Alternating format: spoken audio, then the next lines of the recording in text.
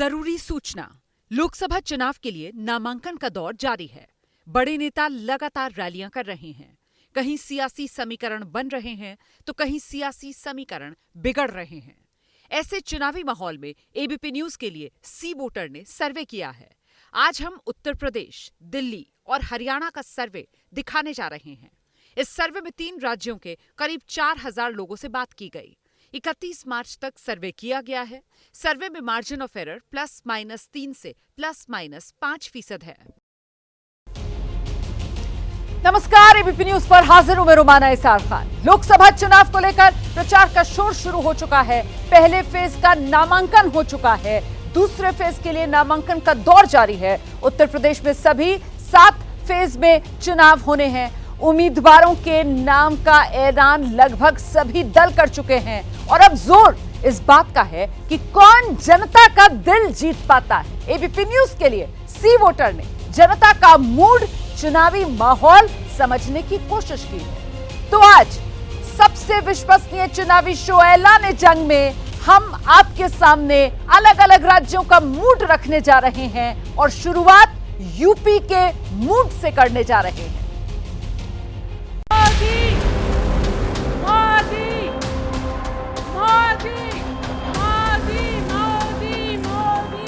इन लोगों ने मिलकर एक इंडी गठबंधन भी बना लिया है। इनको लगता है कि मोदी इनसे डर जाएगा।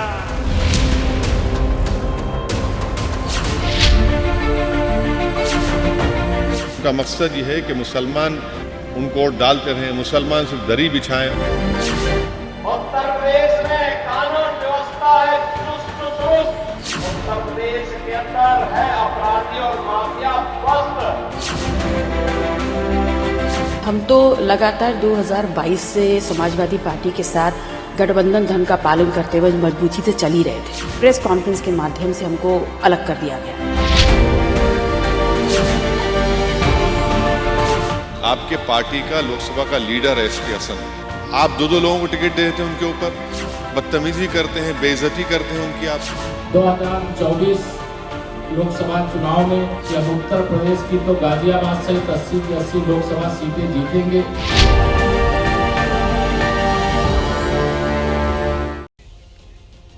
तो आइए यूपी का मूड और शुरुआत करते हैं इस सिलसिले की। और सबसे पहला सवाल अब आपके सामने टेलीविजन स्क्रीन पर हम लेकर आने वाले हैं। उत्तर प्रदेश देश का सबसे बड़ा राजनीतिक सूबा, लोकसभा सीटों की संख्या के हिसाब से 80 लोकसभा सीटें हैं और ऐसे में केंद्र सरकार के कामकाज को लेकर लोगों की राय क्या सामने आ रही है, इसी से जुड़ा हुआ पहला सवाल टेलीविजन स्क्रीन पर आपके सामने है। केंद्र सरकार के कामकाज से कितना संतुष्ट, इसका जवाब आप देख रहे हैं यहाँ पर। 42% लोगों का मानना है बहुत ज्यादा संतुष्ट है। 29% कम संतुष्ट की बात कर रहे हैं। 27% असंतुष्ट हैं और 2% कह रहे हैं पता नहीं। अब जरा देखिए इस आंकड़े को। 42% बहुत ज्यादा संतुष्ट और जो असंतुष्टों का आंकड़ा है वो सिर्फ 27% ही है। ये केंद्र सरकार के कामकाज को लेकर उत्तर प्रदेश के लोगों की राय है जो सामने आ रही है। और आंकड़ा महत्वपूर्ण इसलिए हो जाता है क्योंकि इस बार चुनाव जो है वो आम चुनाव है, देश का चुनाव है, केंद्र सरकार के कामकाज पर ही वोट डलने वाला है। ऐसे में ये आंकड़ा अपने आप में महत्वपूर्ण हो जाता है। दूसरा बड़ा सवाल जिससे उत्तर प्रदेश के मूड का आपको अंदाजा लगेगा, और ये सवाल अब कामकाज के बारे में है, लेकिन राज्य सरकार के कामकाज से कितना संतुष्ट लोग। और यहां पर तो आंकड़ा एक तरीके से और आगे बढ़ता हुआ सीएम के कामकाज से आप कितना संतुष्ट हैं, 58% इस पर पहुंचता हुआ आंकड़ा बहुत संतुष्ट वाला। 19% कम संतुष्ट होने की बात कर रहे हैं। 22% असंतुष्ट बता रहे हैं कामकाज से मुख्यमंत्री के, और पता नहीं कहने वाले 1% हैं। तो मुख्यमंत्री के कामकाज पर देखिए किस तरीके से यहां पर मोहर लगती हुई ये 58% का आंकड़ा अपने आप में बेहद महत्वपूर्ण हो जाता है, जो ये बता रहा है कि उत्तर प्रदेश के मुख्यमंत्री योगी आदित्यनाथ से बतौर सीएम लोग कितना खुश हैं। और अगर बात योगी की सरकार की जाए तो राज्य सरकार के कामकाज से कितना संतुष्ट है लोग, उसका आंकड़ा भी अब आपके सामने है, जहां 51% कह रहे हैं कि वो योगी सरकार के काम से बहुत ज्यादा संतुष्ट हैं। कम संतुष्ट 25%, असंतुष्ट 23%, पता नहीं कहने वाले 1%। मतलब जरा आप देखिए कि जो कम संतुष्ट हैं उनसे भी कम है आंकड़ा असंतुष्टों का, और वहीं बहुत ज्यादा जो संतुष्ट हैं वो आंकड़ा लगातार, चाहे मुख्यमंत्री के काम का हो या राज्य सरकार के काम का हो, वो 50% से ऊपर बना हुआ है। और अब इसी सर्वे का अगला सवाल, जिससे उत्तर प्रदेश का सियासी मूड पूरी तरीके से 2024 लोकसभा चुनाव के लिहाज से कहीं ना कहीं साफ हो जाएगा। ये वो सवाल है जिसमें पूछा गया कि प्रधानमंत्री के कामकाज से आप कितना संतुष्ट हैं। और देखिए यहां पर भी 50% से ज्यादा 51% लोगों का मानना है पीएम के कामकाज से बहुत संतुष्ट हैं। 23% कम संतुष्ट, असंतुष्ट यहां 26% है। कम संतुष्ट से थोड़ी ज्यादा यहां पर जो असंतुष्टों की संख्या है वो सामने निकल कर आ रही है। लेकिन कुल मिलाकर प्रधानमंत्री के काम से बहुत ज्यादा संतुष्ट 50% से ज्यादा लोग यहां पर सामने निकल कर आ रहे हैं। और ऐसे में अब वो सवाल जो सीधे लोगों के बीच 2024 में वो किसे अपना प्रधानमंत्री देखना चाहते हैं, इससे जुड़ा हुआ पूछा गया। वो सवाल आपके सामने, प्रधानमंत्री की पसंद कौन? ऐसे में दो नाम, मोदी और राहुल गांधी। और देखिए किस तरीके से मोदी 62% लोगों की उत्तर प्रदेश में प्रधानमंत्री के तौर पर पहली पसंद बनकर उभर रहे हैं। राहुल गांधी की अगर बात की जाए तो सिर्फ 24% लोग ही राहुल गांधी को प्रधानमंत्री के तौर पर अपनी पहली पसंद बता रहे हैं। दोनों नहीं कहने वाले 9%, पता नहीं कहने वाले 5%। लेकिन फासला देखेंगे अगर आप, दुगने से भी ज्यादा है प्रधानमंत्री नरेंद्र मोदी और राहुल गांधी की लोकप्रियता के बीच। प्रधानमंत्री नरेंद्र मोदी बहुत आगे बतौर प्रधानमंत्री उम्मीदवार की पसंद के लोगों के सामने उभर कर आ रहे हैं। तो ये उत्तर प्रदेश का सियासी मूड आपने देखा। और ऐसे में इन 5 सवालों के बाद एबीपी न्यूज और सी वोटर का सर्वे उत्तर प्रदेश का सियासी मिजाज ये बता रहा है कि डबल इंजन की सरकार हिट है। केंद्र और यूपी सरकार से उत्तर प्रदेश में लोग संतुष्ट हैं। मुख्यमंत्री और प्रधानमंत्री के कामकाज से लोग संतुष्ट हैं। प्रधानमंत्री की पसंद के तौर पर प्रधानमंत्री नरेंद्र मोदी के आसपास तक, दूर दूर तक कोई नजर नहीं आता है। और इसी पर बात करने के लिए अब सीधे आपको लेकर चलेंगे। हमारे साथ इस वक्त 2 राजनीतिक मेहमान मौजूद हैं। बीजेपी की तरफ से प्रवक्ता सैयद जफर इस्लाम हमारे साथ मौजूद हैं, और साथ ही समाजवादी पार्टी के प्रवक्ता प्रदीप भाटिया हमारे साथ जुड़ रहे हैं। बहुत स्वागत आप दोनों का। शुरुआत तो मुझे लगता है सैयद जफर इस्लाम से करनी होगी। डबल इंजन की सरकार और जबरदस्त उसको मिल रहा है जनता का प्यार, मतलब वो 80 में से 80 वाला लक्ष्य जो है आसान होता हुआ नजर आ रहा है। सैयद जफर इस्लाम, देखिए, आप लोगों ने जो सर्वे किया है उस सर्वे में आपने लोगों से पूछा है कि आप काम से संतुष्ट हैं, और उसमें जो रिस्पांस आया है वो 70 से 80% के बीच में रिस्पांस आया है कि काम से बहुत संतुष्ट है। तो ऐसे में आप खुद समझ सकते हैं कि जो हमने हमारा परफॉर्मेंस है पैरामीटर है, जब परफॉर्मिंग गवर्नमेंट है सेंटर में भी और स्टेट में भी, जाहिर उससे लोगों को फ़ायदा हो रहा है। लोग देख रहे हैं कि देश हित में, प्रदेश हित में, जनहित में काम हो रहा है। देख रहे हैं कि देश मजबूत हो रहा है, देशवासी मजबूत हो रहे हैं, देश का नाम रोशन हो रहा है। और साथ साथ अगर देश के अंदर देखें तो आम जनता मजबूत, अपने आप को मजबूत और गर्वान्वित महसूस करती है कि एक ऐसी सरकार है जो उनके लिए चिंता करती है और उन पर समर्पित होकर अपने उनके लिए सेवा करती रहती है। तो ये बात इसी बात को दर्शाता है कि हमने जो 5 साल में और 10 साल में जो काम किया है जी, वो लोगों के हित में काम किया है, और इसलिए लोगों का आशीर्वाद हमारे साथ है। ठीक है, तो समाजवादी पार्टी की तरफ से देखिए प्रदीप भाटी जी हमारे साथ मौजूद हैं। प्रदीप जी, चाहे राज्य सरकार हो या केंद्र सरकार हो, उत्तर प्रदेश के लोगों की पसंद तो बीजेपी ही नजर आ रही है। खतरे की घंटी विपक्ष के लिए और जमीन सियासी तौर पर सिकुड़ती हुई विपक्ष की नजर आ रही है। प्रदीप जी, धन्यवाद रोमाना जी। देखिए, जो आपने सर्वे किया, मैं उस पर कोई सवाल उठाना नहीं चाहता, लेकिन 2004 या 9 में भी ऐसे सर्वे बहुत किए गए। लेकिन एक और चीज़ जो समझने की ज़रूरत है, शायद ये जो आपका सर्वे होगा वो चंदा चोरी गैंग के बाद का लिया गया सर्वे, उससे पहले का लिया गया सर्वे होगा। अब तो जनता कह ही रही है कि बहुत हुई प्रपंच की मार, अब की बार समाजवादी यार। अब तो लोगों में नौजवान लोग जो पेपर लीक से परेशान थे, जो इनके भ्रष्टाचार और भर्ती घोटाले से परेशान थे, जो लाठियाँ खा रहे थे, 59,000 शिक्षक जो बेचारे रो के अपनी जो वो कर रहे थे, आंदोलन कर रहे थे, वो छोड़ के चले गए, जाना पड़ा उन्हें, क्योंकि मॉडल कोड ऑफ कंडक्ट लग गया, आपके किसानों की जिनकी आय दुगनी होनी थी, जिनको 60 वर्ष की उम्र से ज़्यादा पेंशन मिलनी थी, जिनको सिंचाई और बिजली मुफ्त मिलनी थी, उनको क्या मिला? लाठी डंडे, उनकी मौत हुई और उनको कटीले ताल और ड्रोन और थार से हमले हुए उनके। महिलाओं का हाल आपने देख लिया, मणिपुर से लेके आपने बदायूं देखा, हाथरस देखा, कानपुर देखा, उन्नाव देखा, और फिर पहलवान बहनों को कैसे घसीटा गया, तो वो उसका नतीजा भी शायद लोगों ने देख लिया होगा। वोट शेयर का बड़ा आंकड़ा आपके सामने आप देख रहे हैं। एनडीए के खाते में 52% वोट शेयर जाता हुआ, इंडिया गठबंधन के खाते में 36% वोट शेयर जाता हुआ, बीएसपी 7%, अन्य के खाते में 5% वोट शेयर जाता हुआ। ये जो वोट शेयर है वो आप सबसे ताजा इस वक्त का सी वोटर का जो ट्रैकर चलता है उसका वोट शेयर का आंकड़ा देख रहे हैं। मतलब आज की तारीख में अगर चुनाव होते हैं तो फिर एनडीए के खाते में 52% वोट शेयर, इंडिया गठबंधन के खाते में 36% वोट शेयर। और जिस बात का जिक्र अभी प्रदीप जी कर रहे थे ना कि ये कब हुआ, सर्वे आपने कब किया, क्या ये इलेक्टोरल बॉन्ड वाली खबर से पहले किया या उसके बाद किया, तो मैं दर्शकों को बताना चाहती हूँ कि दरअसल ये सी वोटर का ट्रैकर है और ये ट्रैकर लगातार चलता है। हमारे जो दर्शक है वो इस बात को जानते हैं, इसीलिए आज सिर्फ एक वोट शेयर का आंकड़ा नहीं बल्कि मैं 2 महीनों के अलग अलग वोट शेयर के आंकड़े आपके लिए लेकर आई हूं, 1 मार्च और 1 अप्रैल। मतलब 1 मार्च वाला जो है उसमें फरवरी भर जो ट्रैकर चला उसका आंकड़ा आपके सामने है, और जो अप्रैल वाला है उसमें 31 मार्च तक का आंकड़ा आपके सामने है। और यहाँ जो बड़ी बात है वो ये निकल कर आ रही है कि मार्च के आंकड़े के मुकाबले जो अप्रैल वाला आंकड़ा है वहां पर जो वोट परसेंटेज है वो कंसोलिडेट होता हुआ नजर आ रहा है इंडिया और एनडीए गठबंधन के बीच।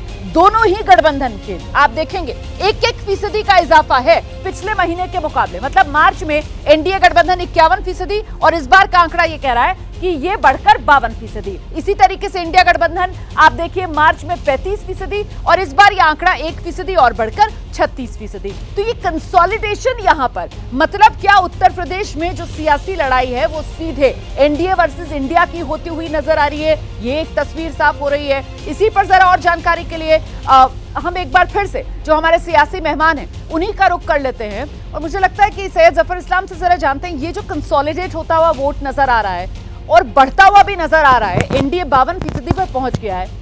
मेरा सवाल आपसे यह है सैयद जफर इस्लाम कि 2019 और उत्तर प्रदेश और बीजेपी या एनडीए का वोट शेयर कमोबेश इतना ही था, 52% के आसपास, लेकिन तब तो वो 80 वाला 80 टारगेट जो आप इस बार लेकर चल रहे हैं वो हासिल नहीं कर पाए थे। तो फिर इस बार भी चूक जाएंगे 80 में से 80 में? नहीं, देखिए आपने सही कहा कि वोट परसेंटेज जो बढ़ते जा रहा है और बढ़ते जाएगा ही।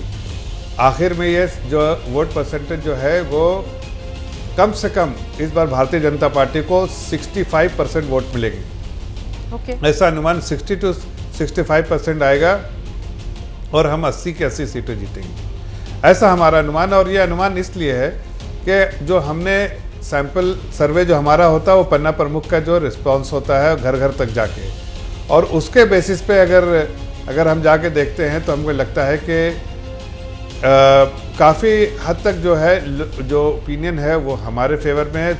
एटलीस्ट 60-65% तो वोट आना ही आना हमें। और उसके बेसिस पे जब उस आंकड़ों के बेसिस पे जब हम अगर सीटों में तब्दील करते हैं तो हमें 80 की 80 सीटें आती हुई दिखती हैं।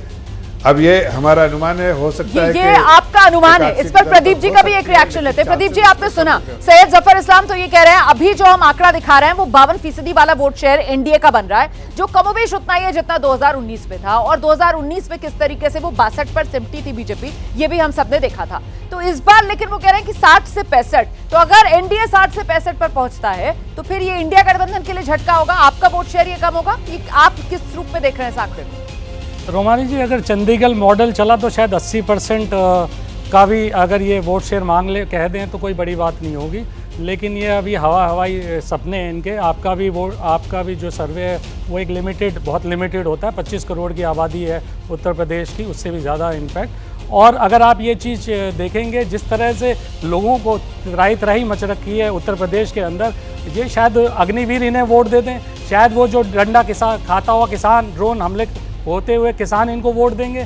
इनको वोट देने वाला वर्ग कौन सा है ये असलियत में बताएं कि उस वर्ग में इन्होंने 42 ऐसे वादे किए थे 2022 तक जो पूरे करने थे इनको मोदी सरकार को, उसमें से एक वादा ये पूरा नहीं कर पाए। सब इनके आंकड़े झूठे, जितनी बड़ी बड़ी स्कीमें थी उतनी वो फ्लॉप स्कीमें रहीं।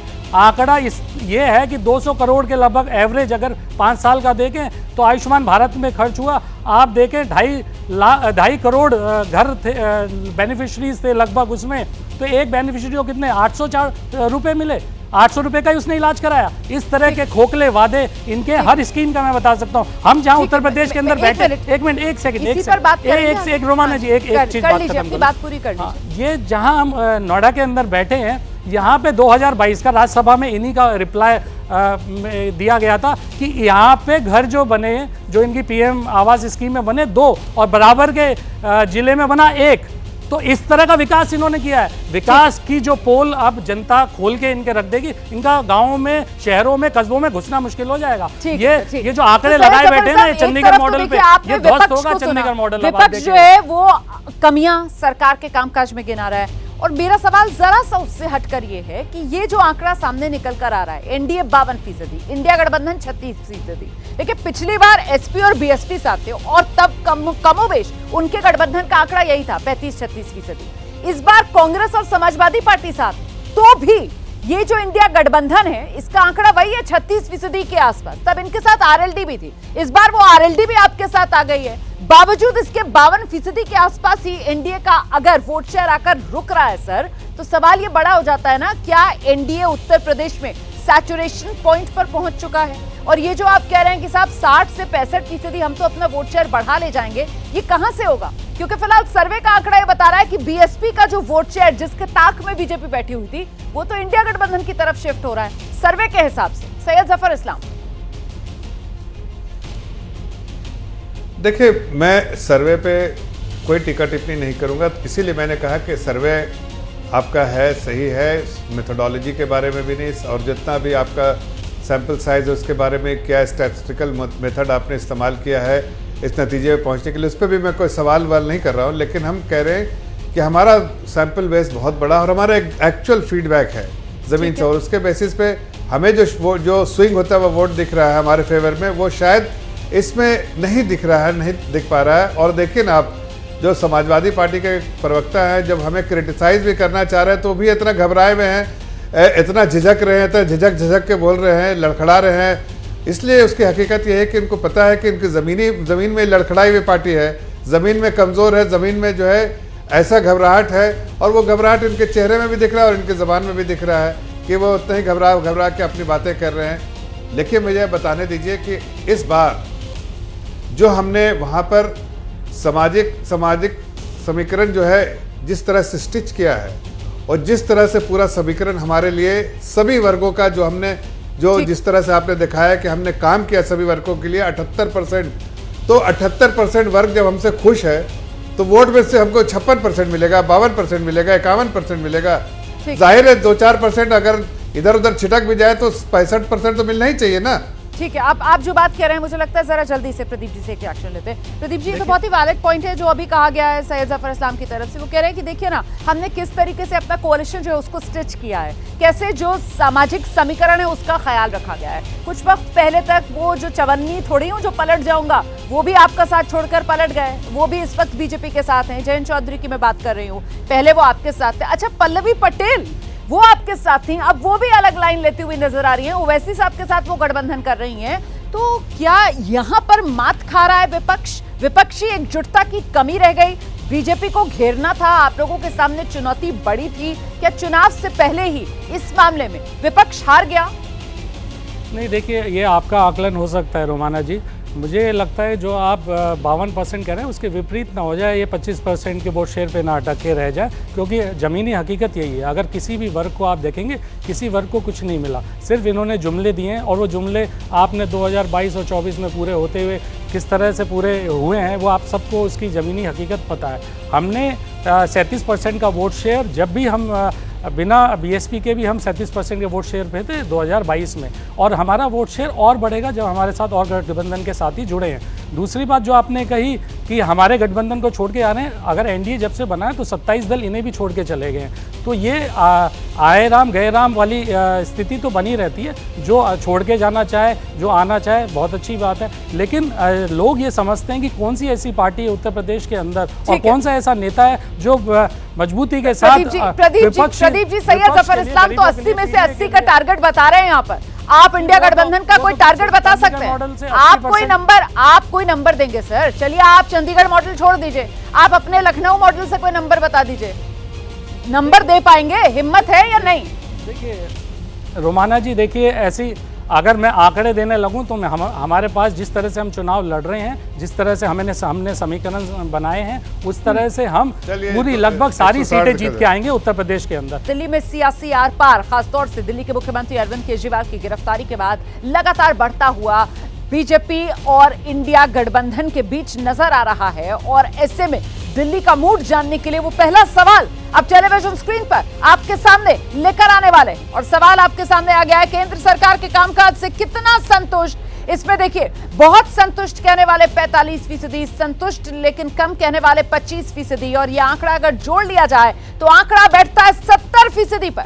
असंतुष्ट 29%, पता नहीं कहने वाले 1%। अपने आप में ये जो संतुष्ट वाला आंकड़ा है ये मिलकर 70% पर पहुंच रहा है। मतलब बीजेपी की राह लोकसभा चुनाव में क्या आसान होती हुई नजर आ रही है? इसका जवाब भी आगे आपको मिलेगा इन्हीं आंकड़ों की जुबानी। इस बीच अगला सवाल जल्दी से टेलीविजन स्क्रीन पर लेकर आइए। दिल्ली का मूड जान रहे हैं हम, राज्य सरकार के कामकाज से कितना खुश? यहां पर बहुत संतुष्ट कहने वाले 36% हैं, संतुष्ट लेकिन कम कहने वाले 31% हैं, असंतुष्ट 31% और पता नहीं कहने वाले 2%। मतलब यहां पर जो संतुष्टों वाला आंकड़ा है अगर उसको जोड़ लिया जाए वो 67% पर आकर रुकता है। सीएम के कामकाज को लेकर लोगों की राय ये निकल कर आ रही है, बहुत संतुष्ट बहुत ज्यादा 35% हैं, कम संतुष्ट 32% हैं, असंतुष्ट दिल्ली के मुख्यमंत्री के कामकाज से 32% लोग और पता नहीं कहने वाले 1% लोग। तो ये मुख्यमंत्री के कामकाज का आंकड़ा आपने देखा। और वहीं प्रधानमंत्री के कामकाज से कितना संतुष्ट? यहां पर बहुत ज्यादा संतुष्ट कहने वाले 53%, 50% से ज्यादा यह आंकड़ा पहुंच रहा है। बहुत संतुष्ट जो लोग हैं, कम संतुष्ट 23%, असंतुष्ट 24% हैं, पता नहीं कहने वाले 0%। मतलब यहां सभी कहीं ना कहीं प्रधानमंत्री के कामकाज को लेकर अपनी राय दे रहे हैं। और ऐसे में वो सवाल, क्योंकि 24 का आम चुनाव है, प्रधानमंत्री के तौर पर पसंद कौन?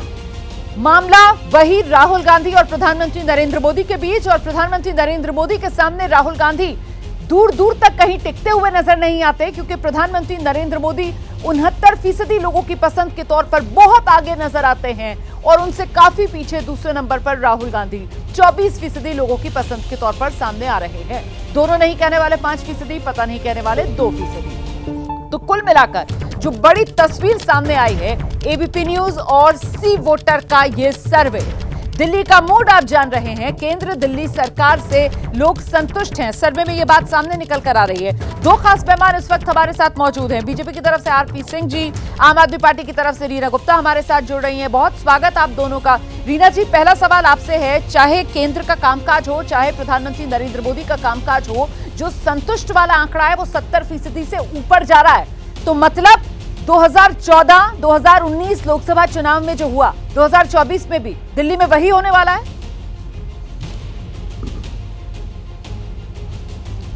रोमाना जी, इस बार एकदम चौंकाने वाला रिजल्ट आने वाला है।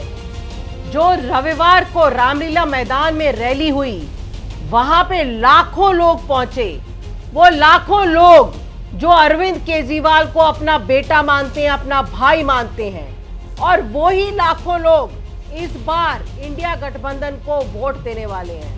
वो लाखों लोग जिनके लिए पिछले 10 साल में अरविंद केजरीवाल ने और आम आदमी पार्टी ने हजारों काम किए, वो सब इस बार ठान चुके हैं कि अरविंद केजरीवाल को झूठे मुकदमे में अंदर फंसाया गया है और उनका वोट इस बार भारतीय जनता पार्टी के खिलाफ होगा। क्योंकि कोई भी सहन नहीं करेगा कि उसके बेटे को, उसके भाई को फालतू में जेल में डाला हुआ है। रोमाना जी, और आज एक बहुत महत्वपूर्ण घटना हुई है जी। आज ईडी ने आज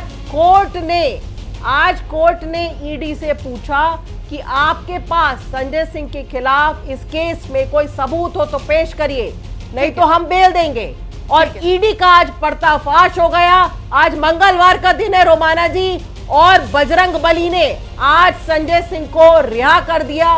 पूरा देश देख रहा है कि बिल्कुल ईडी ने विरोध नहीं किया और सुप्रीम कोर्ट से जमानत संजय सिंह को मिल गई है। मैं जल्दी से आरपी सिंह का रुख करती हूँ क्योंकि हम यहाँ पर दिल्ली के सियासी मूड की बात कर रहे हैं। ऐसे में आरपी सिंह सर, ये जो दो बातें जिसका जिक्र अभी रीना जी कर रही थी, एक तो केंद्र सरकार जो है वो बदले की राजनीति के तहत विरोधियों को टारगेट कर रही है, और दूसरा अरविंद केजरीवाल की गिरफ्तारी के बाद सहानुभूति फैक्टर, ये बीजेपी पर भारी तो नहीं पड़ जाएगा दिल्ली में? आम आदमी पार्टी यही कह रही है, भारी पड़ेगा बीजेपी पर। ये भी दिल्ली के बेटे की बात करें कि दिल्ली के बेटे को लेकर दिल्ली तंग है। अरे उस बेटे ने, उस नकम्मे बेटे ने जिसने एक के साथ एक दो दारू की बोतल फ्री कर दी, उस नकम्मे बेटे से कैसे दिल्ली की जनता खुश होगी? जिस बेटे ने वादे किए थे कि मैं स्कूल दूंगा और स्कूलों के नाम पर सिर्फ बंगले डाल दिए, कुछ पुराने स्कूलों में कैसे स्कूल दे दिए, उस नकम्मे बेटे को कैसे कहता था कि मैं मुहल्ला क्लिनिक टोका नहीं, बिल्कुल भी अच्छी बात नहीं रोमाना जी, टोकी वो मोहल्ला क्लिनिक में 3 बच्चों की हत्या हो जाती है और उसके बाद फिर ये मोहल्ला क्लिनिक का गाना गाते हैं। अरे अरे अरे अरे अरे एक मिनट, मैंने क्या टोका? क्या उस बेटे को कैसे वो आशीर्वाद देगी जिसने उनके मोहल्ले में जो मंदिर था या जो गुरुद्वारा था या जो स्कूल था उसके साथ शराब के ठेके खोल दिए? ये जो जेल में है, दिल्ली की माताओं की बददुआ लगी इनको, दिल्ली की बहनों की बददुआ लगी है। अगर आपको वो वीडियो याद हो जब दिल्ली की बहनें और माताएं प्रदर्शन करती थी कि हमारे मोहल्ले के अंदर आप कृपा करके शराब के ठेके मत खोलिए, तब तो वादा करके रहे थे कि हम शराब का ठेका खोलने से पहले दिल्ली की माताओं बहनों से पूछेंगे, बात करेंगे। तो बीजेपी कह रही है बददुआ आम आदमी पार्टी को लगेगी, आम आदमी पार्टी कह रही है कि साहब आशीर्वाद दिल्ली की जनता का मिलेगा, और होगा क्या ये तो देखिए 4 जून को ही पता चलेगा। लेकिन उससे पहले मूड दिल्ली का क्या है सियासी तौर पर, वो आंकड़ा, किसे कितना वोट, ये आंकड़ा अब आपके सामने आ रहा है। और देखिए वोट शेयर के लिहाज से एनडीए के खाते में 56% वोट शेयर जाता हुआ, इंडिया गठबंधन के खाते में 37% वोट शेयर जाता हुआ, अन्य के खाते में 7% वोट शेयर जाता हुआ। और गौर कीजिए जरा इस आंकड़े पर, कमोबेश 2019 लोकसभा चुनाव में यही था नतीजों में वोट शेयर का आंकड़ा। और ऐसे में क्योंकि आप जानते हैं एबीपी न्यूज पर हम ट्रैकर चलाते हैं और महीने दर महीने जो बदलाव दिल्ली के मूड में आ रहा है वो भी आंकड़ों के जरिए आपके सामने है। मार्च में जो 57% था एनडीए का वोट शेयर, वो अप्रैल में 1% घट रहा है, 56% पर आ रहा है। और इंडिया गठबंधन का जो वोट शेयर है उसमें बढ़ोतरी 1% की हो रही है, वो 36 से बढ़कर 37% पर पहुंच रहा है। हम सीधे एक बार फिर से रुक करते हैं, हमारे साथ खास मेहमान लगातार बने हुए हैं। आरपी सिंह सर, ये ट्रैकर तो बता रहा है कि कहीं ना कहीं बात इंडिया गठबंधन के पक्ष में जाती हुई, तो जो रीना जी कह रही थी आशीर्वाद मिलता हुआ नजर आ रहा है क्या दिल्ली की जनता का? जरा अब भी जरा डिफरेंस देख लें, लगभग 20% का फर्क है। 20% आप समझती हैं, सुपड़ा साफ होने वाला है। मेरी बात नोट कर लीजिएगा, इनके जमानतें नहीं बचेंगी और कुछ सीटों पे तो ये नोटा से कम आएंगे। मैं आज आपको कहकर जा रहा हूँ, और 4 जून को इनको बुला लीजिएगा, आपकी डिबेट में सीटें करा दूंगा जहां पर ये नोटा से कम उतरेंगे। तो दिल्ली की जनता जानती है क्या हुआ दिल्ली के साथ, किस प्रकार दिल्ली के साथ दुर्व्यवहार किया गया, किस प्रकार दिल्ली को लूटा गया, सब दिल्ली की जनता जानती है। परंतु ये देश का प्रधानमंत्री चुनने के लिए चुनाव है, ये कोई दिल्ली का मुख्यमंत्री चुनने के लिए चुनाव नहीं है। ये देश का प्रधानमंत्री उनको चुनना है जिन्होंने दिल्ली की जनता के लिए जिन्होंने जो अभी आप वोट शेयर का गैप दिखा रहे थे, मुझे लगता है इस पर एक रिएक्शन रीना जी का भी लेते हैं। रीना जी, मतलब ये वोट शेयर बिल्कुल उसी तरीके का है 2019 लोकसभा चुनाव के नतीजों में जो वोट शेयर दिल्ली में आया था। तो कुल मिलाकर इंडिया गठबंधन जो उम्मीद कर रहा था कि 1 और 1 11 हो जाएगा, वो ऐसा हो नहीं रहा है। 2024 में 1 और 1 2 ही रहेगा, और बीजेपी 50% वोट शेयर जिस तरीके से 2019 लोकसभा चुनाव में मिला था उसी रूप में, मतलब 7 की 7 सीटें बीजेपी के खाते में जाएंगी। फिर तो सुपड़ा साफ विपक्ष का। रीना जी, देखिए रोमाना जी, जो अहंकार था वो रावण को ले डूबा, और यही अहंकार हम भारतीय जनता पार्टी में देख रहे हैं। जब ये बोलते जा रहे हैं कि हमें तो 700 सीटें आएंगी, 400 सीटें आएंगी, क्या खाक आपकी सीटें आएंगी? आपने जो वादे किए थे, नौकरियों का वादा, महंगाई का वादा, महिला सुरक्षा का वादा, किसी एक वादे पे आपने कोई डिलीवर नहीं किया। और दिल्ली की जनता और देश की जनता इस बार आपको जवाब देगी। वो सवाल पूछेगी आपसे कि आप कहते थे कि सिलेंडर सस्ता करेंगे, क्यों 1100 रुपए का सिलेंडर बिक रहा है? आप कहते थे कि डॉलर रुपया बराबर होगा, आज की तारीख में रुपया रुपया का रेट इतना नीचे क्यों गिर गया है? आप कहते थे महिला सुरक्षा, महिला सुरक्षा। हर दिन दिल्ली में 3 महिलाओं का रेप होता है। आपने कुछ नहीं किया, सिर्फ जुमलेबाजी करी और पब्लिक ने 10 साल तक आपकी जुमलेबाजी सह ली। हरियाणा का सियासी मूड भी आई है, जल्दी से आपको बता देती हूँ। और ऐसे में हरियाणा में जो तस्वीर उभर रही है वोट शेयर को लेकर, वो क्या रहने वाली है, अब वही आंकड़ा आपके सामने हम लेकर आ रहे हैं। देखिए, यहाँ हरियाणा में एनडीए 54%, इंडिया गठबंधन 40%, आईएनएलडी 2%, अन्य के खाते में 4% वोट शेयर जाता हुआ। मतलब वोट शेयर के मामले में हरियाणा में भी एनडीए जबरदस्त बढ़त के साथ 54%, मतलब 50% से ज्यादा। जो विपक्ष ने रणनीति बनाई थी कि सब मिलकर गठबंधन बनाकर घेर लिया जाएगा एनडीए को, वो विपक्ष की रणनीति फिलहाल विफल होती हुई नजर आ रही है। क्योंकि वोट शेयर देखिए आप, लगातार एनडीए का जो है वो 50% से ऊपर बना हुआ है। चाहे मार्च के महीने का ट्रैकर हो या अप्रैल के महीने के ट्रैकर के जो आंकड़े सामने निकल कर आए हैं, मार्च में 52% था, जो अब और बढ़कर 54%, इस बार अप्रैल में जो नया आंकड़ा सामने आया है वो नजर आ रहा है। इंडिया 40% और पिछली बार 38% था। इंडिया गठबंधन का भी वोट शेयर 2% की बढ़ोतरी होती हुई नजर आ रही है, लेकिन गैप हरियाणा में भी बहुत ज्यादा है। एक बार फिर से जल्दी से अपने खास मेहमानों का रुख करते हैं और दिल्ली को लेकर जो हम बात कर रहे थे, आरपी सिंह सर से कनेक्शन कट गया था सर, आप मेरा सवाल नहीं सुन पाए थे। रीना गुप्ता ये पूछ रही हैं कि साहब दिल्ली के लोग भरोसा क्यों करेंगे? जो वादे किए थे, चाहे एलपीजी की, चाहे पेट्रोल डीजल की कीमतें कम करने का, वो तो कुछ किया नहीं है। RP Singh sir